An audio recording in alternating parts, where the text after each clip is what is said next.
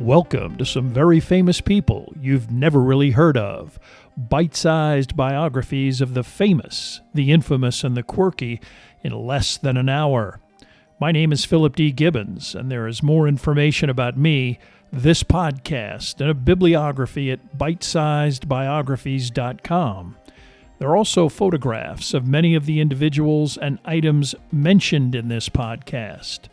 At the conclusion of Part 1 of this presentation, there will be additional suggestions concerning further information about today's subject, the Dr. Jeffrey Macdonald murder case. If you have enjoyed this presentation, please like us at our Facebook page, Bite-Sized Biographies, subscribe to my YouTube page at Noblesse Oblige. Please note that all of Bite-Sized Biographies are now available on Spotify. And please tell a friend about Bite-Sized Biographies.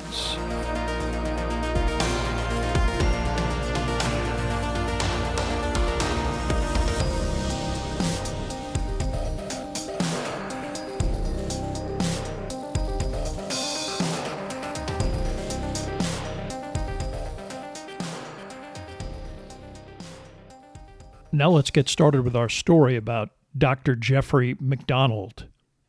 In any given year, thousands of Americans will become victims of criminal homicide. Over the course of time, a small handful of these cases have achieved a remarkable level of public and media attention, speculation, and scrutiny.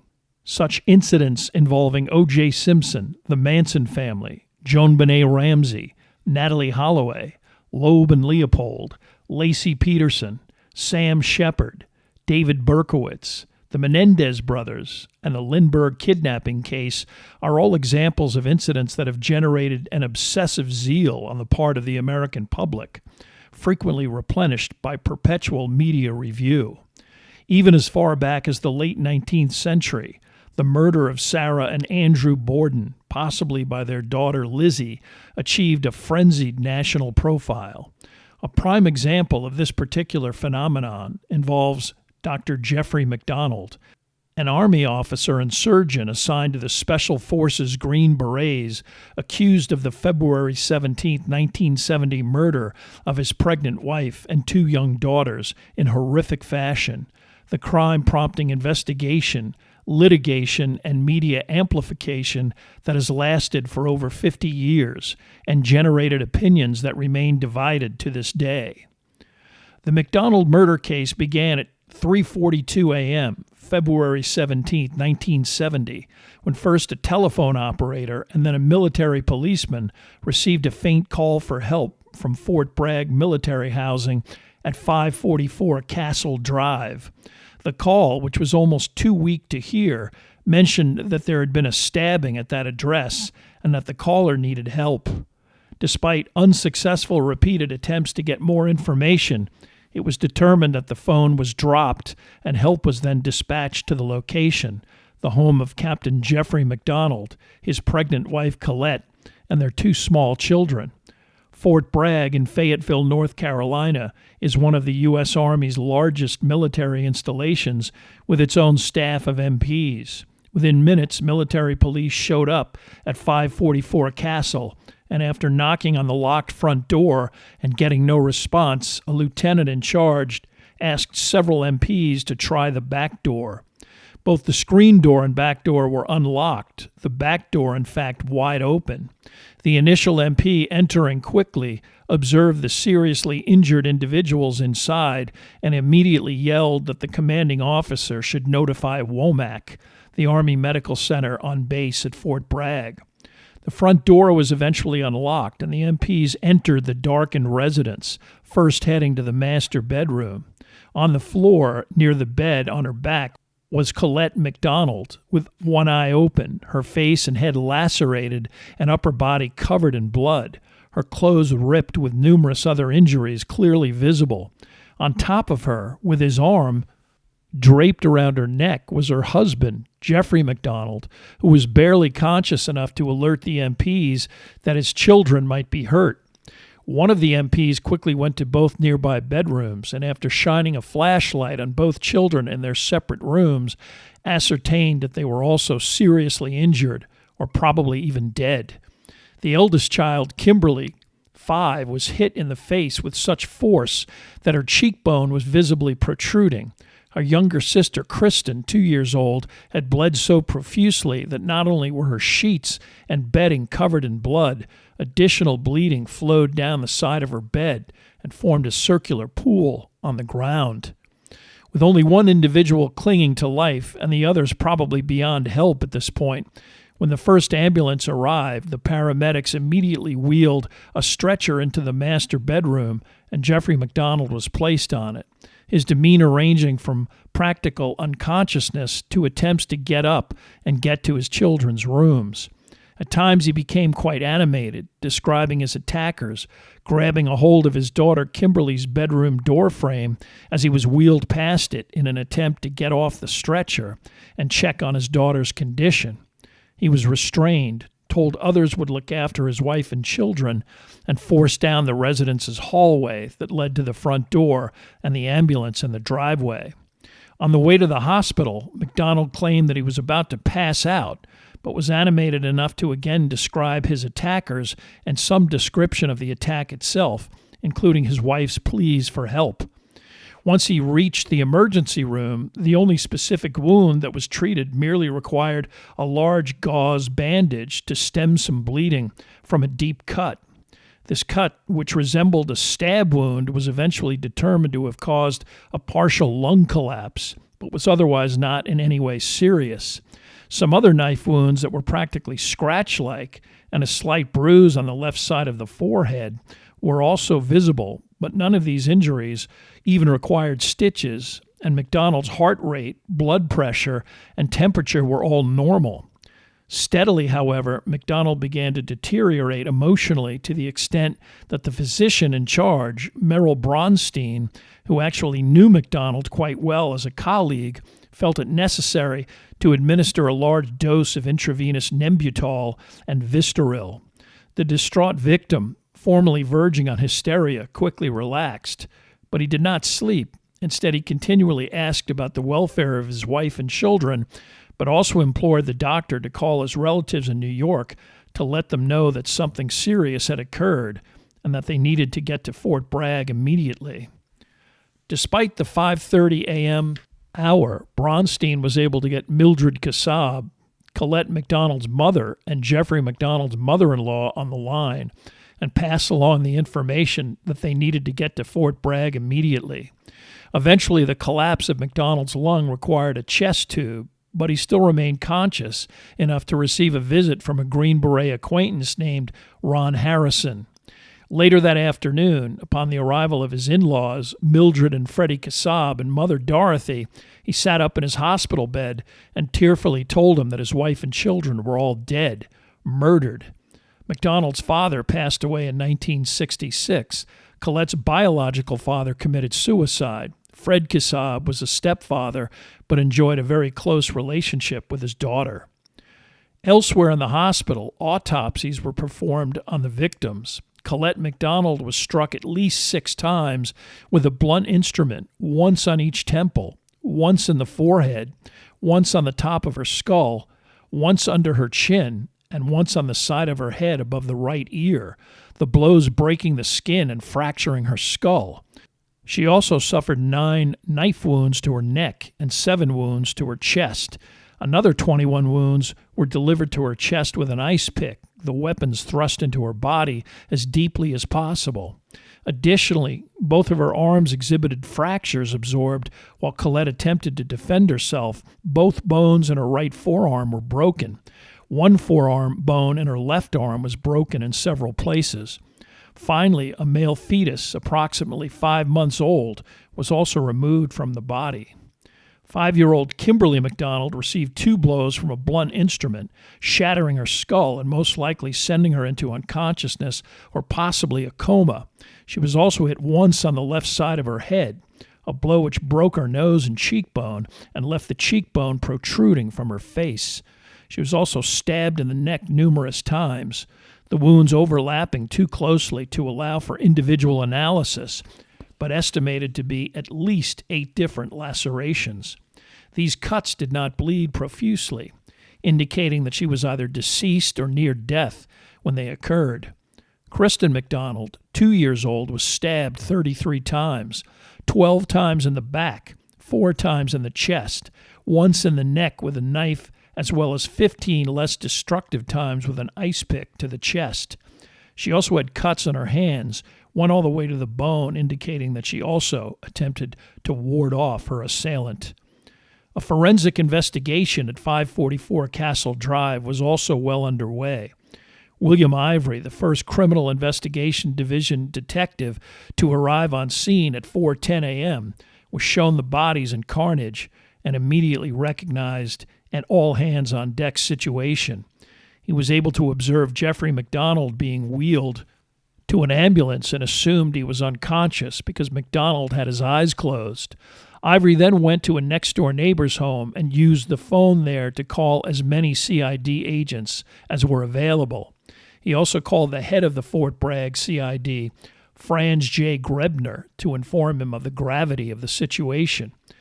Ivory also asked the occupants if they had heard sounds of a fight or struggle, and they all answered in the negative.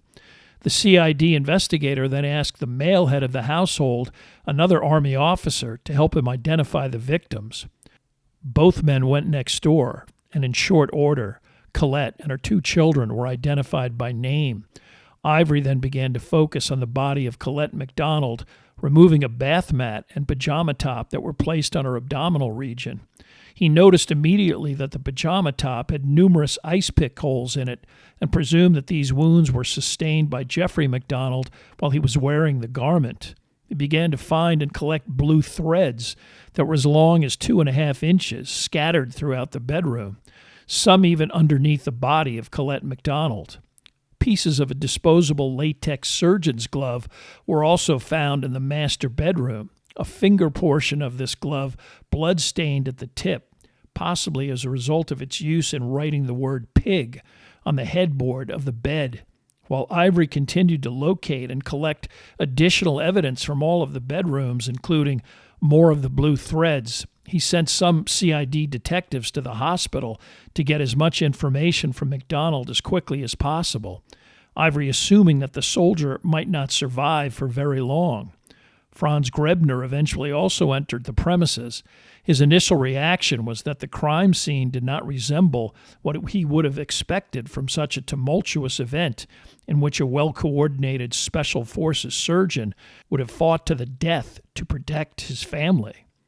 Told that Macdonald claimed that the attack was the result of at least 4 assailants wielding clubs and knives, Grebner found that only 3 items were out of place in the living room: a coffee table tipped on its side, a pair of eyeglasses on the floor, and a plant spilled out of its flower pot. In the dining room, there was no disorder of any kind. This struck him as odd, as he was immediately quite curious to hear specific information from Jeffrey Macdonald himself about how the attack actually occurred. At the hospital, Jeffrey Macdonald was already being interviewed by both the CID and FBI, describing the preamble to the intrusion as a typical weeknight in which he wound up sleeping on the living room couch. He was awakened by the sounds of his wife and older daughter yelling for help, but he was confronted by 4 individuals, 2 white and 1 black male and a female. When he tried to sit up, the black male hit him in the head with what Macdonald thought was a baseball bat, the Army captain still able to stand and grapple with the intruders. He then felt what he thought was a punch, but what was actually an ice pick thrust into his upper torso. Still, he was able to flail past his attackers and attempt to traverse the hallway to help the rest of his family, when suddenly he lost consciousness and fell in the middle of the corridor. After an undetermined amount of time, Macdonald came to, the house now completely quiet and darkened. Macdonald shivering, his torn pajama top wrapped around his wrists. He quickly went from room to room and tried mouth-to-mouth resuscitation, unsuccessful in his attempts to revive any of the 3 victims. At some point, he removed a small knife from his wife's chest and covered her with his pajama top, supposedly to keep her warm. He then checked the rear door area for any sign of the intruders, and seeing no one, he then checked his own injuries before making phone calls, first from the master bedroom and then from the kitchen. Overwhelmed, he waited for help while draping himself over his wife's body in the master bedroom, where the MPs found him minutes later. Officially, the Fort Bragg CID was tight-lipped about any potential arrests or leads in the case. Although initially he was never informed of the prevailing attitude, Macdonald, based on fundamentals, was considered the major suspect based on the relatively minor injuries he suffered compared to the rest of his family. The complete lack of any physical evidence of any outside intrusion, seemingly impossible with the supposed rapid advent of as many as 6 people trooping through the apartment on a rainy night, not leaving a single trace of a wet footprint or mud, was also eye-opening and deflected suspicion toward the only living witness. The month of March dragged on. The investigation continued. Franz Grebner not only under a lot of pressure to produce a suspect in the killings, but also handicapped by several mistakes made during the initial investigation at 544 Castle Drive.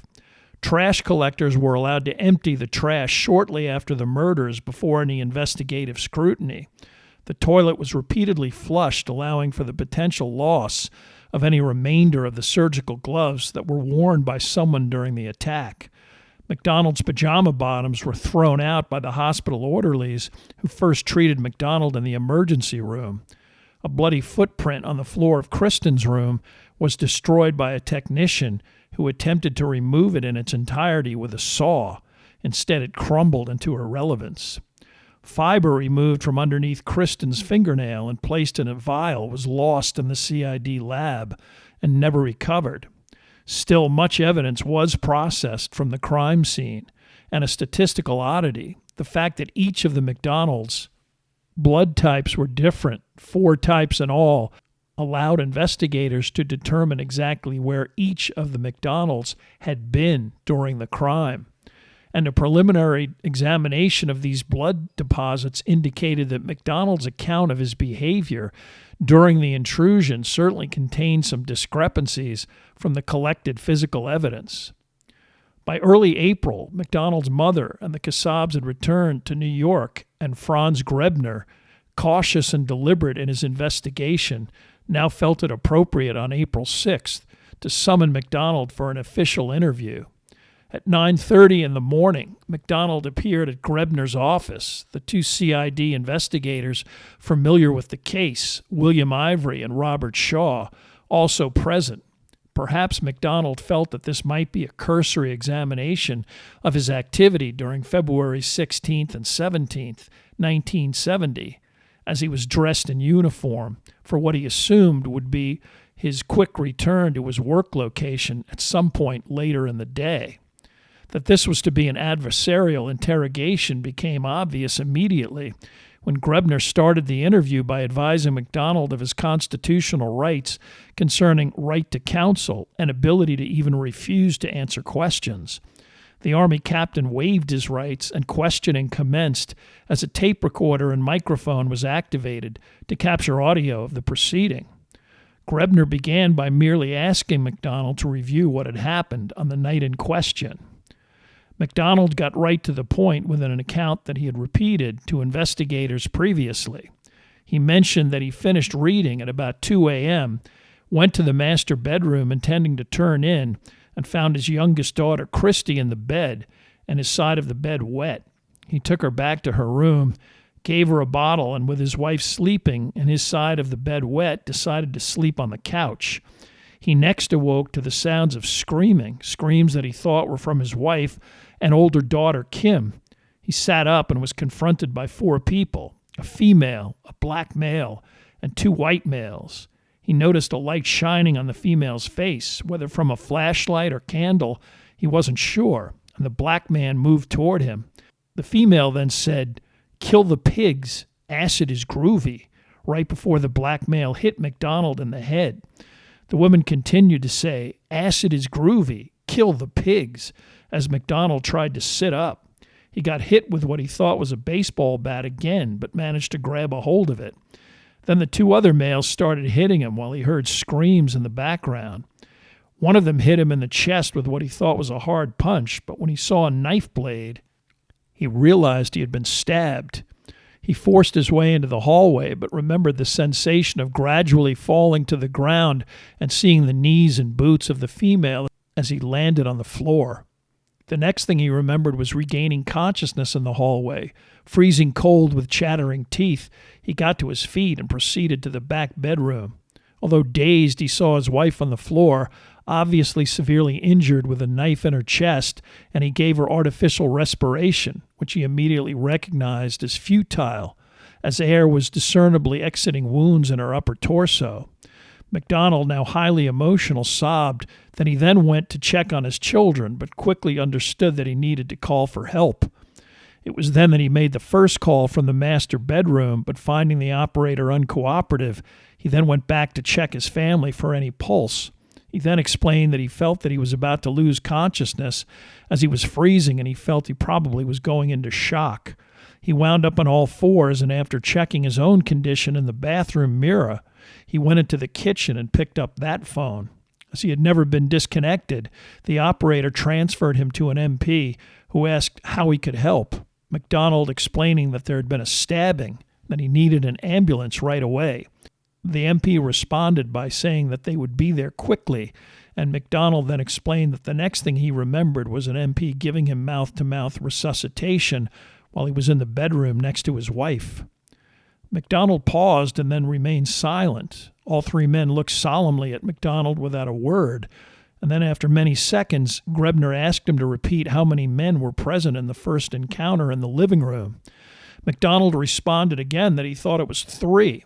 The other investigators then chimed in with additional questions, mostly asking Macdonald to reiterate specific details of what he already had generally covered. Occasionally, a more leading question was thrown in. For example, investigator Shaw asking point blank about Macdonald's perfunctory wounds on his chest. "You didn't do it yourself, did you?" Macdonald's reply was a meandering account of his discussion with the emergency room doctors, convincing them that he had a collapsed lung. He was then asked to give specifics about how he spent the night with his family before the attacks, before Shaw began showing him photos of weapons that were used in the attacks, both distinctive, one a bent paring knife, the other emblazoned with the words "Old Hickory." Macdonald denied ever seeing them, or that they were even in his house. The investigators then showed Macdonald a picture of a long piece of wood, about 3 feet long, and asked, knowing that Macdonald had built or repaired some shelving and created bed slats from lumber, if he recognized this particular piece of wood.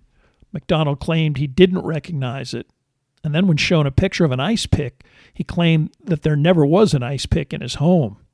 Shaw asked some questions clarifying exactly what Macdonald saw when he regained consciousness in the hallway, and Macdonald gave another meandering, non-specific response when Shaw then challenged Macdonald by pointing to both of his associates and himself and bluntly stating that in all of their experience, if what happened at 544 Castle Drive happened the way Macdonald said it did, the house would be a wreck and the presence of other individuals would be obvious. Macdonald shrugged this comment off without agreeing or disagreeing. Shaw then asked for more specifics on the intruders, adding if they were crazed hippies, they would have acted frenetically enough to leave an obvious impact. He added that not a thing was missing from the home, not even anything from the large cache of drugs Macdonald kept at his residence, including 50 vials of Thorazine, a powerful antipsychotic, as well as other drugs he claimed to be innocently distributing, including diet pills, blood pressure meds, etc. Shaw then completely switched gears and began to recount the presence of various fibers from Macdonald's pajama top in various places around the house, including underneath Colette Macdonald's body, and the presence of a blood-stained pocket torn off of the pajama top in the master bedroom. Impossible if Macdonald's only struggle was in the living room or even the corridor. Shaw and Grebner then reviewed various different aspects of the blood forensics and asked Macdonald to explain what didn't make sense based on his account of what happened. Macdonald either deflected or merely stated that he didn't know or couldn't explain such findings. After 2 hours of what was obviously now an interrogation, Shaw suggested a break, but before he did, he casually asked Macdonald if he would be willing to take a lie detector test. Just as casually, Macdonald said that he would. The break was intended for only a short period of time, but Jeffrey Macdonald left the CID building for 90 minutes. Perhaps this irked Grebner enough for him to confront Macdonald directly. When they resumed, he immediately told Macdonald that his story didn't ring true, and he bombarded him with examples from the investigation that indicated that much of the scene in the apartment was staged, and questioned how Macdonald could have been so modestly injured in comparison to the rest of his family. When Macdonald continued to state that he had no explanation, all three interrogators began to ramp up the pressure, making it clear that they suspected him of killing his family. Macdonald quickly switched to an emotional repetition of his disbelief that they could even think of him doing such a thing. After minutes of such righteous protestation, Grebner reached into his desk and extracted a photograph of a Women's Army Corps, or WAC, who Macdonald had met and socialized with while at Fort Sam Houston on a Green Beret parachute training stint. This female told investigators that Macdonald and another Green Beret double-dated with her and a friend, and she spent much of the weekend with Macdonald, even sleeping with him, although despite an attempt on his part to have intercourse, this didn't occur. Macdonald casually told her that he always dated other women and his wife knew all about it. He even called Colette Macdonald while the WAC was in his motel room. At this point, Macdonald, obviously taken aback by the CID's knowledge and possibly wondering what else they knew, began to backtrack on his agreement to take a polygraph. After he was assured that it was only an investigative tool and couldn't be used as evidence, he then again agreed to a polygraph, Grebner leaving the room to arrange for an impartial polygraph examiner from Washington, D.C.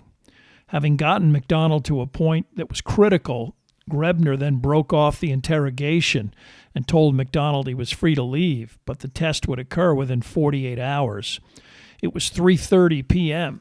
10 minutes later, Macdonald, without giving any specifics as to why, called Grebner's office and explained that he would not be willing to take a polygraph after all. Grebner called it a day and then headed to the officers' club where he and his wife typically met for a drink after work. By the time he got there, another officer congratulated him. Grebner was confused. The individual added that he had just heard a broadcast of the provost marshal's, essentially the chief law enforcement official on the base, statement to the media indicating that they now considered Jeffrey Macdonald a suspect in the murder of his wife and children. Although the CID was under incredible pressure to produce something tangible, this timing could not have been worse. Grebner now knew that not only was a polygraph out of the question, but that Macdonald would most likely hire an attorney and never voluntarily speak to investigators again. Macdonald was also now officially relieved of his Army responsibilities and confined to quarters under certain conditions, another development only ensuring that he would refuse to cooperate with any further investigation. If there was any doubt as to public and media interest in the case, that was dispelled by the profile of this development, Macdonald's status as a suspect announced by a no less prominent journalist than Walter Cronkite on the CBS Evening News.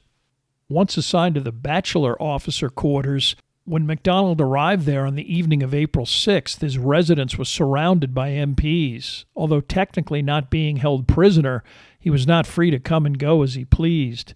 He was able to begin the process of obtaining an attorney through family contacts. Bernard Siegel of Philadelphia was chosen to represent him. This seemed an odd choice, Siegel typically defending individuals involved in civil rights and drug cases and having previous experience working in the Deep South on voter registration drives in conjunction with the ACLU. His counterculture appearance with long Brillo hair tufts separated by partial baldness also seemed out of place in a town like 1970 Fayetteville, North Carolina. But Siegel had a great reputation as a capable and successful defense attorney, and his initial interactions on a personal basis with Macdonald were very positive. But he needed to ascertain as specifically as possible via psychiatric examination if Macdonald did kill his family. To this end, he had the Army captain examined by a psychiatrist. and also had Macdonald complete various psychological profiling exams like the Minnesota Multiphasic Personality Index. Siegel, believing that the Army would not have focused on Macdonald without some evidence or reasonable suspicion, was initially considering the possibility of an insanity defense. But when the results of the psychiatric profiling indicating that Macdonald was not capable of such a crime, he presumed that the Army had gotten it wrong or was looking for a scapegoat to relieve public pressure. On May 1st, the Army formally charged Macdonald with 3 counts of murder. This might have been the result of Macdonald's father-in-law, Freddie Kassab, holding a press conference excoriating the Army for confining his son-in-law without charge. Because this process was still a military and not a civilian investigation, the first part of the process would involve what was known as an Article 32 hearing conducted by an assigned officer, in this case an individual named Warren Rock. Much like a preliminary hearing in a civilian criminal case, was designed to examine whether enough factual basis was present to merit the next step, an actual court-martial. Like a preliminary hearing in Article 32 rarely resulted in charges being dropped, but Bernie Siegel believed that should an actual court-martial ensue in which Macdonald would be judged by high-ranking members of the same military that had brought the charges, it would be quite unlikely that these individuals would render a not guilty verdict. He believed the Article 32 would be the best opportunity to get the case thrown out. On July 6th, the Article 32 began. From the beginning, Siegel focused not on what the CID had unearthed in its investigation, but the manner in which the investigation was conducted. Numerous egregious errors were revealed by Siegel during the cross-examination of various CID personnel, including failure to secure the crime scene, contamination of the crime scene by numerous individuals who roamed freely throughout the apartment, failure to order roadblocks to detain any suspicious individuals attempting to leave the Fort Bragg complex, and failure to document whether some items may have been tracked into the home by MPs and investigators, over a dozen in all, who wandered throughout the 544 Castle Drive address in a completely disorganized manner. So devastating and embarrassing were the revelations of this early testimony that the Army barred the public for the rest of the Article 32.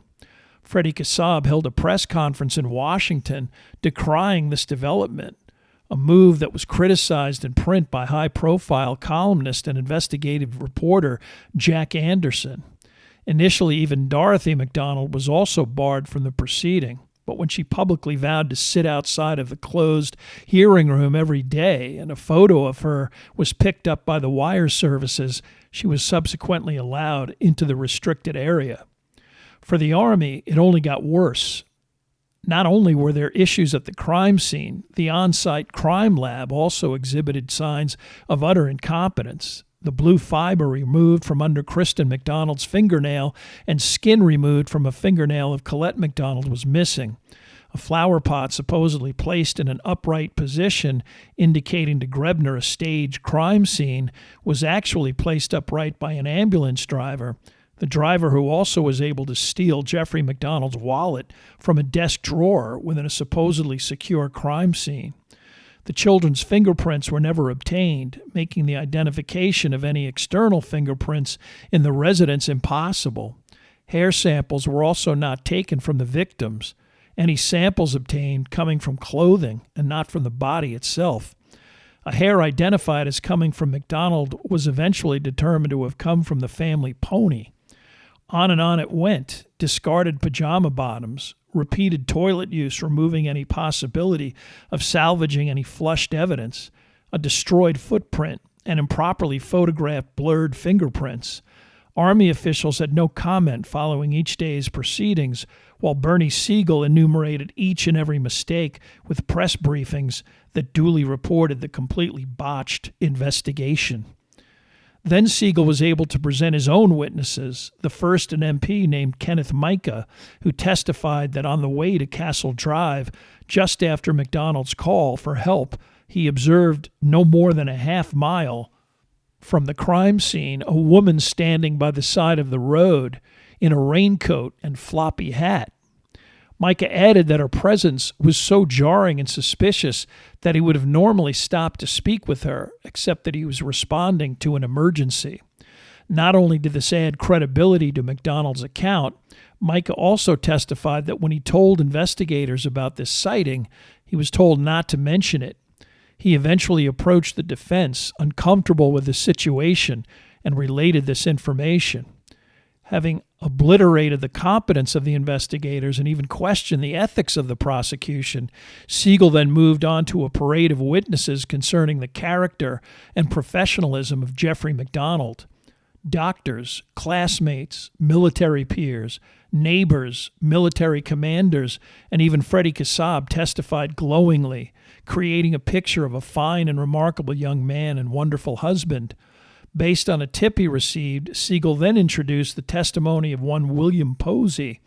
Posey claimed to be living in Fayetteville near a woman named Helena Stokely, who had acted suspiciously following the murders, wearing black clothing during the days of the Macdonald Fayetteville funerals, proclaiming that the police suspected her in the case and indicating to Posey that she and her boyfriend had been involved.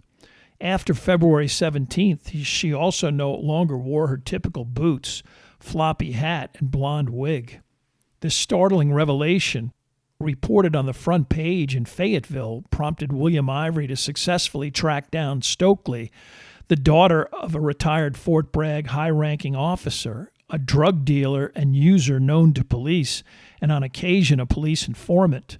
To Ivory, she was unresponsive, telling him that all she remembered from that night because of her drug use was taking a ride in a friend's car. After his testimony, Siegel ripped him to shreds, successfully depicting his interaction and investigation of Stokely as perfunctory. Jeffrey Macdonald then testified for 3 days, clarifying and tweaking his story with additional facts or corrections from previous interviews, and he concluded the entire proceeding by tearfully stating that he loved his wife more than anything in the world, and the time period leading up to February 16th was the happiest of their married lives. Colonel Rock then composed a report with recommendations that were not made public. These recommendations included the opinion that Jeffrey Macdonald was telling the truth and the allegations against him were untrue and charges should be dismissed.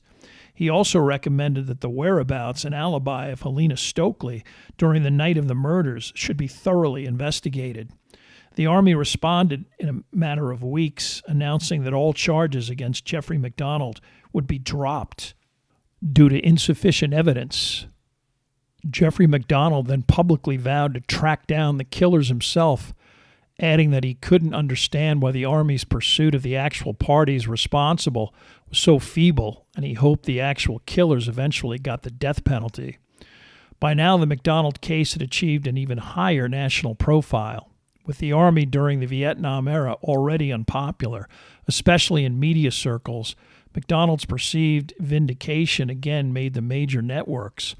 Allard Lowenstein, an activist congressman and a supporter of Macdonald's, arranged for an interview with CBS national correspondent Bob Schieffer, an interview introduced subsequently on the CBS Evening News by Walter Cronkite, who described Macdonald as a man fighting to regain his honor.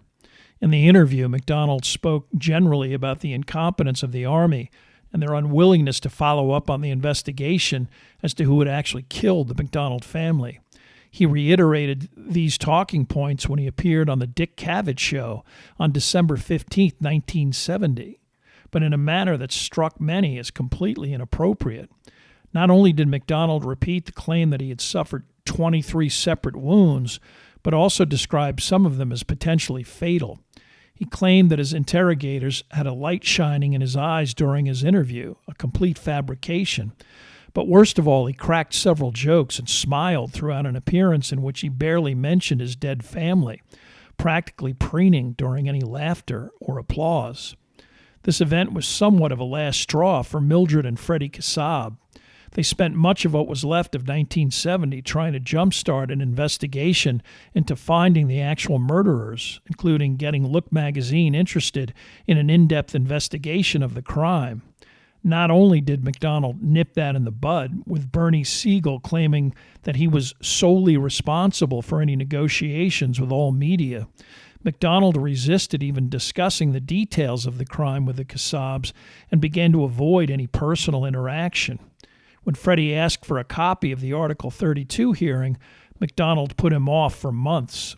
Most strangely, in November, Macdonald, perhaps thinking that he could temper Freddie Kassab's dogged persistence in pursuing the case, he stated specifically to his father-in-law that he and some Green Beret buddies had actually murdered one of the suspected killers, describing him as now 6 feet under. Shaken by this, the Kassabs resolved to pursue an investigation independent of their son-in-law.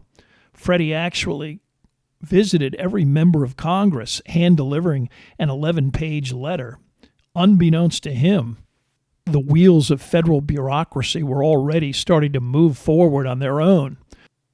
The top brass of the Army had been embarrassed by the depiction of their investigation, including lab work as amateurish and sloppy, and it had ordered an investigation on its own. Eventually, this investigation would indicate that while the inquiry was problematic, many of the issues were created by an extraordinary crime scene that would have taxed most law enforcement entities. This investigation also generated an unspoken opinion among many of those involved that despite the botched CID investigation and Bernie Siegel's legal skewering at the Article 32 hearing, Jeffrey Macdonald was strongly suspected of killing his wife and family.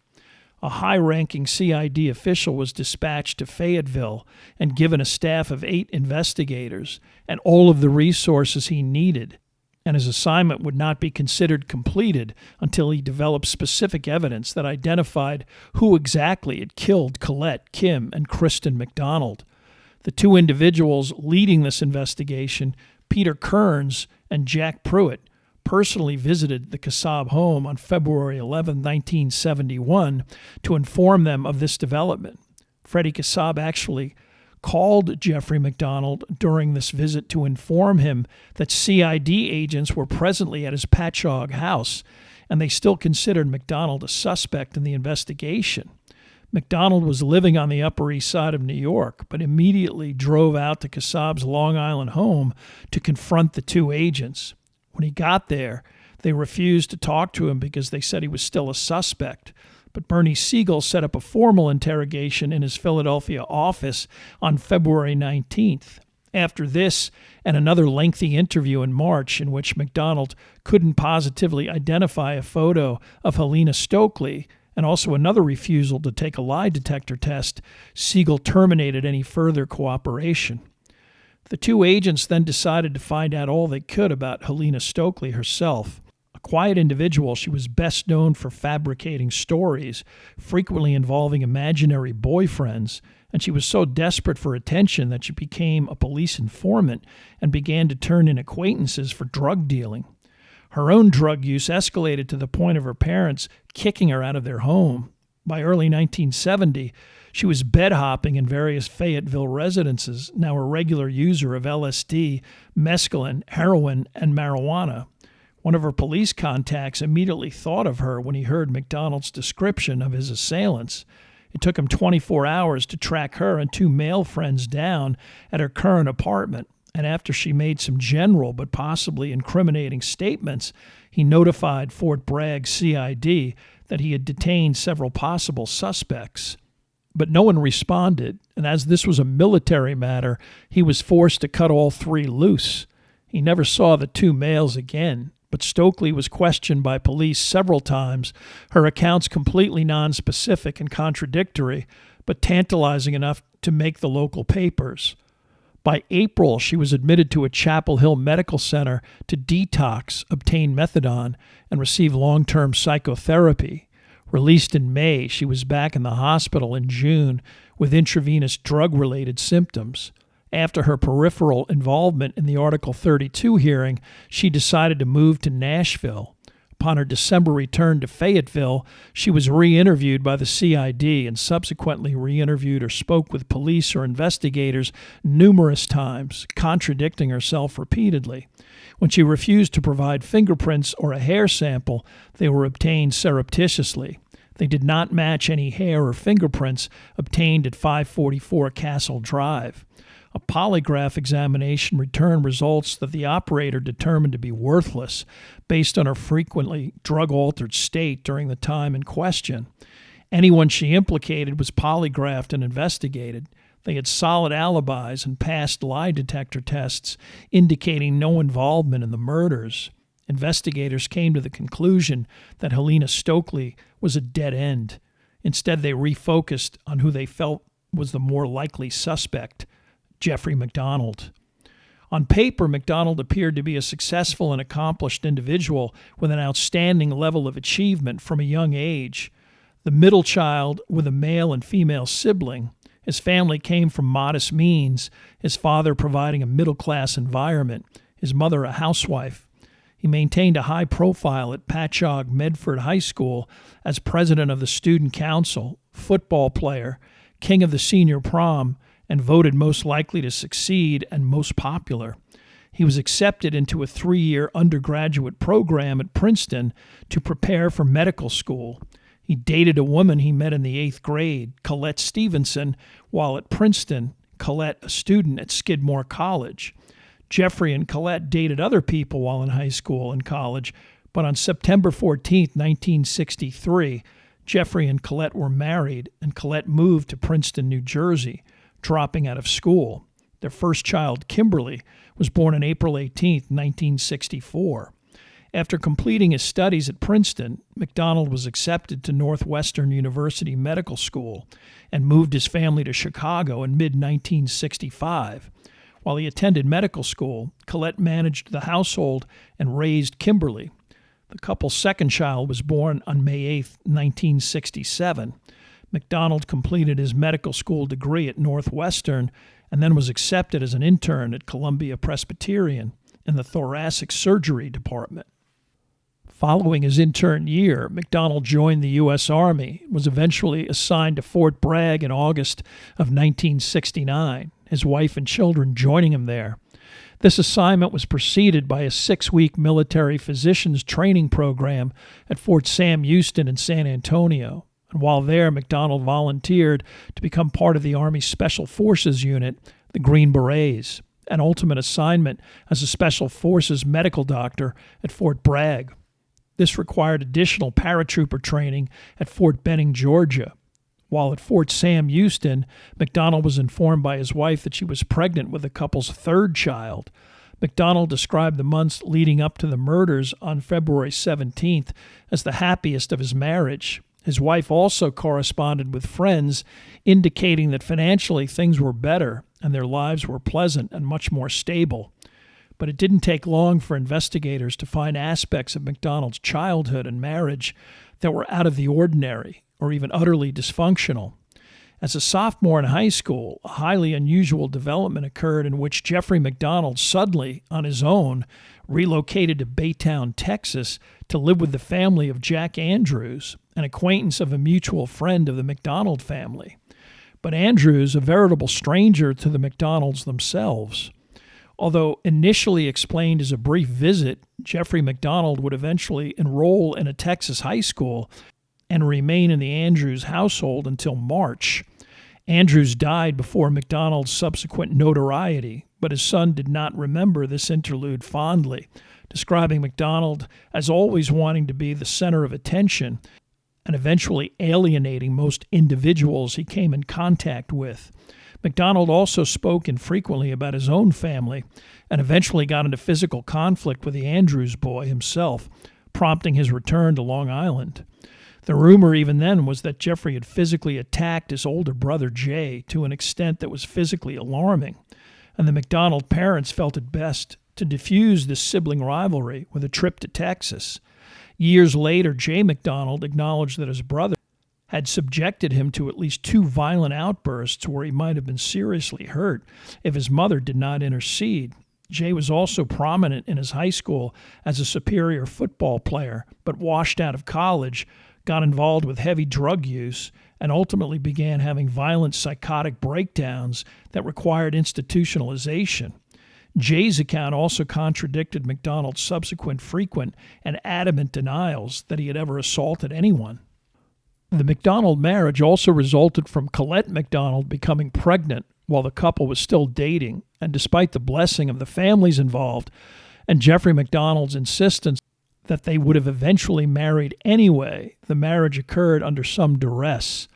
And for all of the talk of the newfound level of happiness within the Macdonald household, there was also Jeffrey Macdonald's compulsive womanizing. CID investigators located several women that Macdonald dated while at Fort Sam Houston, and he was only there for 6 weeks, openly admitting that he was married, with some of these women acknowledging that he frequently engaged in such extramarital behavior and that his wife knew all about it.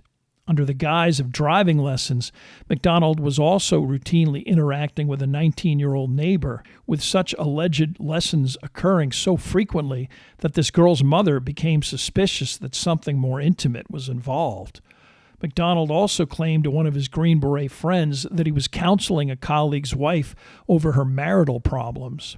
Macdonald even hit on a 16-year-old next-door neighbor babysitter, telling her that if he had known such 16-year-olds when he was that age, he would have never left high school. She was not amused. Macdonald would subsequently claim that at the time of the murders, they had never been happier, but actually Macdonald was frequently exhausted from working 2 moonlighting medical jobs, and he was actively seeking a third. He was disappointed that his initial Green Beret unit was disbanded. Some of his colleagues sent to Southeast Asia while he was assigned to permanent stateside duties at Fort Bragg.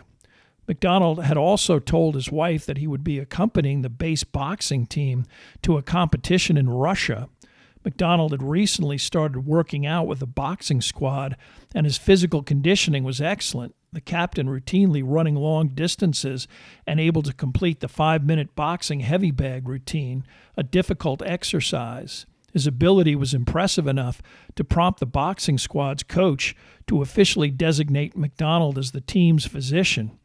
But in speaking with the team's coach, investigators found out that there was no actual trip to Russia being planned.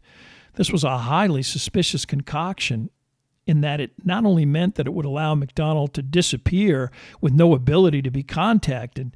The alleged trip was supposedly going to occur when Colette Macdonald would be giving birth to their 3rd child, a development she found deeply upsetting.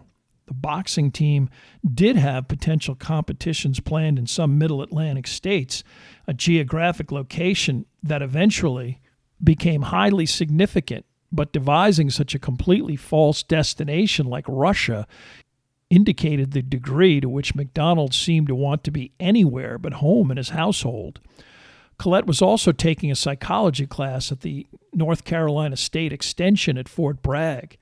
Interestingly, Macdonald had initially told the CID and his own psychiatrist that his wife was taking a course in literature, but this course dealt with fundamental psychological definitions and behaviors regarding such issues as narcissism, obsessive compulsion, and megalomania. Her classmates also verified that Colette had asked questions in her final class on the night of the murder about her child's bedwetting issues, and it is very possible that whatever information she received, she attempted to share with her husband, a discussion that might have been the catalyst for a violent outcome. Investigators also determined that subsequent to the murders, Macdonald had entered into an ongoing sexual relationship with a young female Fort Bragg secretary. Macdonald had somehow convinced his MP guards who were stationed outside his bachelor's office quarters to allow this individual to spend time with him behind closed doors on a routine basis, a violation of rules regarding his confinement. While not rising to the level of illegality, investigators were puzzled by the behavior of an individual whose wife and children had recently been slaughtered. The reinvestigation also uncovered previously uncollected physical evidence. CID investigator Ivory discovered that a slat underneath Kimberly's bed came from the same piece of wood as the long wooden club used during the murders.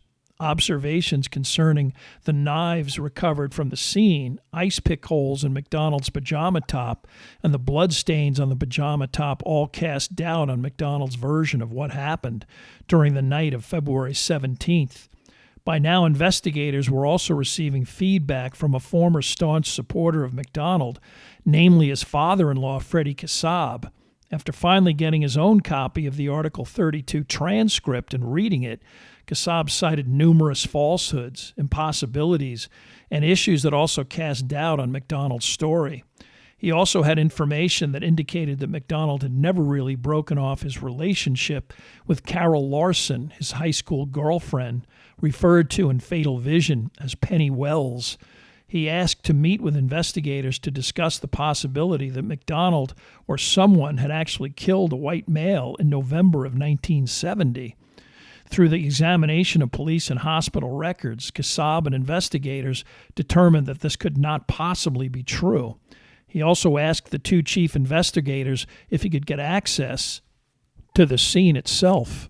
In March, a little more than a year after the murders, Kassab entered 544 Castle Drive and attempted to duplicate some of the actions that Macdonald claimed either he or the intruders implemented during the murders. For example, Macdonald claimed that he was first hit with a 32-inch club by a black man who raised it completely over his head while Macdonald sat up on the couch. Using a 32-inch long piece of wood, Kassab determined that with the low living room ceiling, that was impossible.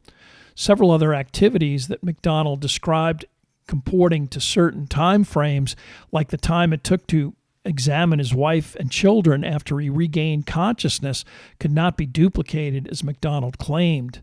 That night, he checked the amount of illumination in the various rooms and found that they were so dark that Macdonald could not have possibly seen some of the things that he described concerning the conditions and wounds of his children without having turned on a light switch. But the light switch in Kristen's room was completely unstained, leaving the room too dark for Macdonald to see any of the things he described. Macdonald claimed that while giving his daughter Kristen mouth-to-mouth resuscitation, he could see blood bubbling from her chest. In the darkness, such an observation would have been impossible.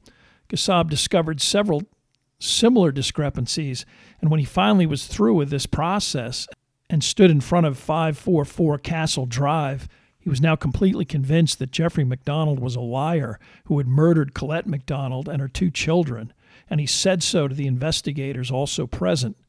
Pruitt then explained to him that despite all of their collective belief in the guilt of Jeffrey Macdonald, their only shot was now getting the DOJ to prosecute the case, a case which the Army had already refused to prosecute, was already embarrassing to the military and by connection the federal government, and was already well known to have contained numerous embarrassing investigative mistakes.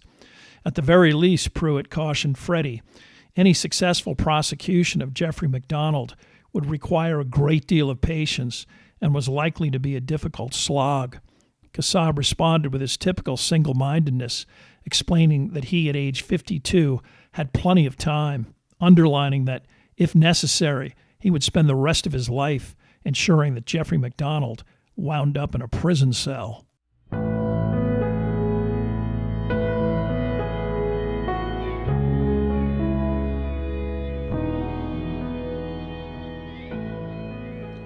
Thank you for listening to part one of this podcast about Dr. Jeffrey Macdonald. Information for this podcast came from the books Fatal Vision by Joe McGinnis and Wilderness of Error by Errol Morris. There are also additional photographs, bibliographical, and musical information at bitesizedbiographies.com. Thank you for listening, and please tell a friend about Bite-Sized Biographies.